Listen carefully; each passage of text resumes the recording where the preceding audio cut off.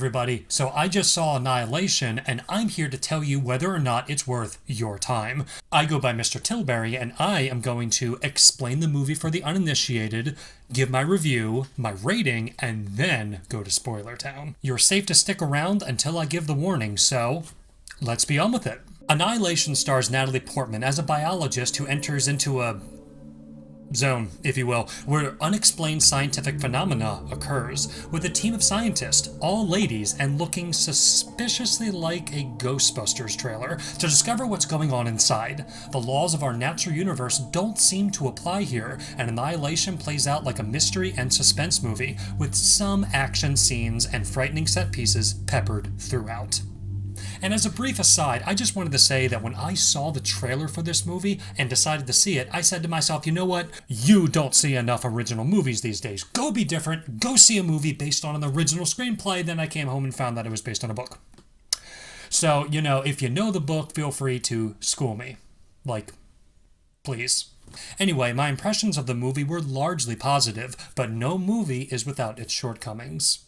I am delighted to say that all 5 ladies are interesting and very strongly acted across the board, with the talented Jennifer Jason Leigh, you may know her as Daisy Domergue from The Hateful Eight, and Tessa Thompson, Bianca from Creed, lending their talents to portray real, believable, down-to-earth people. Unfortunately, the script is really all over the place. One moment we're hearing natural, organic character interactions, and the next moment we're in a canoe with a character stating her motivations as plainly as the nose on her face, pretty much going from Quentin Tarantino to Christopher Nolan in a split second, with each character sounding progressively less and less realistic and more like the screenwriter was in dire need to meet a deadline.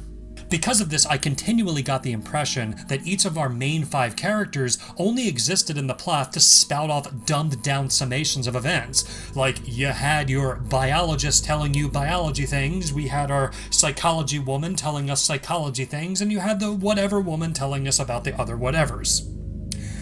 And that was pretty much it. Those paper-thin tactics aside, Natalie Portman carries the movie very well. She really is a great actress, and playing a vulnerable, emotional woman with a lot of internal drive and conflict is practically a specialty for her, and her character Lena is very likable. And so is Poe Dameron, Oscar Isaacs, who she shares a lot of screen time with. My only wish is that we would have learned more about her internal drive and less about her internal conflict, and therein lies the biggest problem that Annihilation faces, cutting itself too short. What starts off as a very promising romp through the great canvas of DNA resequencing slowly devolves into the women just being chased by the things that go bump in the night, all while we are continually pelted by overly emotional music. But focusing on the negatives too much would be disgraceful for the total experience that Annihilation provides.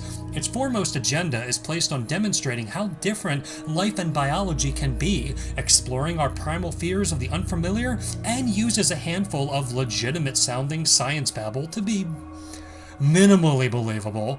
It also explores the psychology of self-destruction, which serves as its primary theme. It's a good science fiction movie that explains itself clearly, features some beautiful artwork, and can be genuinely suspenseful when it wants to be. So I'm going to give this movie a 7.8 out of 10 for being absolutely superior to the average science fiction film, but simply being too shy to embrace and explore all of its most ambitious ideas and fails to provide meaningful commentary on its best concepts.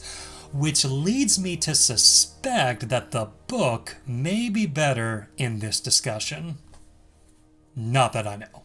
And that's it for the review. Hit that like button and subscribe for more videos in the future. And if you don't want to hear me talk about spoilers, then go ahead and shoot. I'm going to talk about spoilers in 3, 2...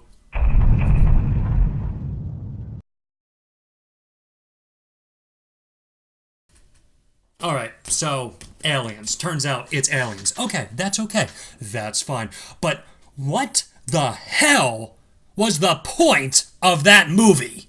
Ventress talks about self-destruction, like once, and at the end of the movie, I didn't feel anything new or interesting was provided on the matter. Okay, yeah. People self-destruct when things go bad. So Kane found out about the affair, and he goes into the Shimmer, and then Lena wants to find out the truth about what happened to Kane, so she also goes into the Shimmer. Okay? That's it?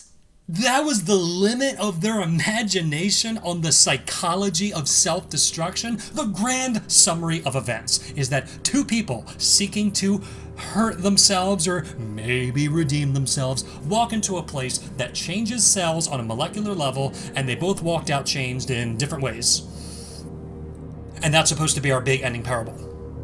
I mean, come on, there has to be more to this story than the dumbed down nonsense that it gives. If you want a movie that knows how to treat the self-destruction phenomenon properly, there's a little movie called Requiem for a Dream by Darren Aronofsky, and that shows you how that is done. Anyway, the movie is worth seeing if you're curious and isn't a waste of your time, even if it suffers from some big pitfalls. It's the kind of movie you rent, so, you can control the sound, because the director thought it'd be super cool to destroy your eardrums with these huge noises near the end. And that's just not cool. Thanks for being a nerd with me, and I'll see you next time.